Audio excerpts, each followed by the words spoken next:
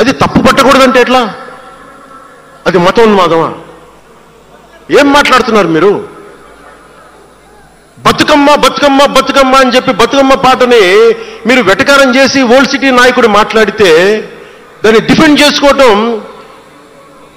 హిందూ అహంకారం అంటే నేను ఏం చెప్పండి? నేను అంటే అల్లాహకు ఒక న్యాయం, మహమ్మద్కి ఒక న్యాయం, అమ్మవారికి ఇంకో న్యాయమా?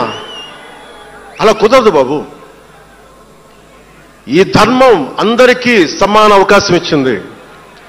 సనాతన ధర్మం ఉండబట్టే విజయనగర రాజులు మస్జిద్ కట్టించారు.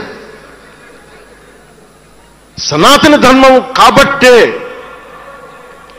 బంగ్లాదేశ్ని హిందువుల రక్తంతో తడిపి బంగ్లాదేశ్కి విముక్తి కలిగించాం.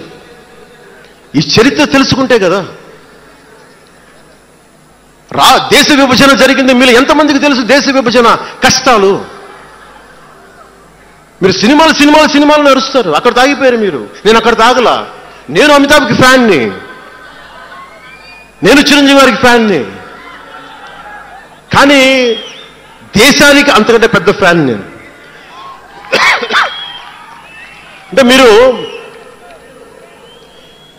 మనందరికీ బాబాసాహెబ్ అంబేద్కర్ గారి గురించి తెలుసు. First law minister of Bharat. ఎక్కడికి వెళ్ళినా ఆయనకి 100 అడుగులో, తెలంగాణకి వెళ్ళినా ఆంధ్రాకి వెళ్ళినా 100 అడుగులో ఇంకా పైన విగ్రహం పెట్టి మనం ఆరాధిస్తాం. మీకు ఎవరికైనా తెలుసా?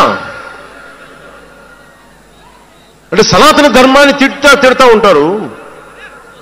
మీకు ఎవరికైనా తెలుసా? పాకిస్తాన్ ఫస్ట్ లా మినిస్టర్ దళిత కమ్యూనిటీకి చెందిన జోగేంద్రనాథ్ మండల్. ఆయన పేరు ఎప్పుడైనా విన్నారా? ఎంతమంది వినుంటారు?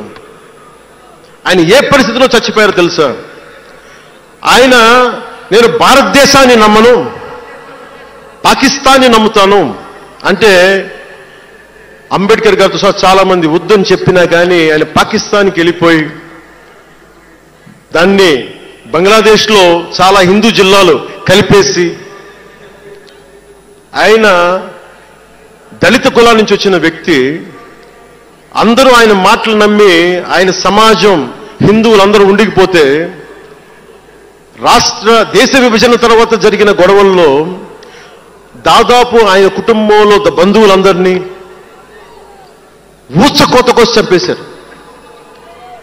పాకిస్తాన్ లా మినిస్టర్గా వెళ్ళిన వ్యక్తి భారతదేశానికి తిరిగి కాందీసుకుడుగా వచ్చి చనిపోయారు ఆయన. అంటే ఏం చెప్తున్నది ఇది? 10-12% ఉండే హిందువులు పాకిస్తాన్లో, 10-12% ఉండే హిందువులు ఉండే పాకిస్తాన్లో, బలూచిస్తాన్లో అంతమంది ఉండే హిందువులు ఈ రోజున 1%-2% పడిపోయారు. బంగ్లాదేశ్ గొడవల నుంచి హిందువులు పారిపోతున్నారు. మన దేశంలో జరిగిందా? ఎంత మర్యాద ఇస్తాం ఇస్లాంకి? నా దగ్గర ఉండే వ్యక్తులను అడగండి, ఇస్లాం పాటించే నా దగ్గర ఉండే నా సన్నిహితులను అడగండి. ఇది పవన్ కళ్యాణ్ గొప్పతనం కాదు, సనాతన ధర్మం నాకు నేర్పింది ఇది. నువ్వు రాముణ్ణి ఆరాధించు, అల్లాని గౌరవించు, అల్లాని ద్వేషించమని మాకు సనాతన ధర్మం చెప్పలా. ఇది చెప్పాలి, అర్థం చేసుకోవాలి.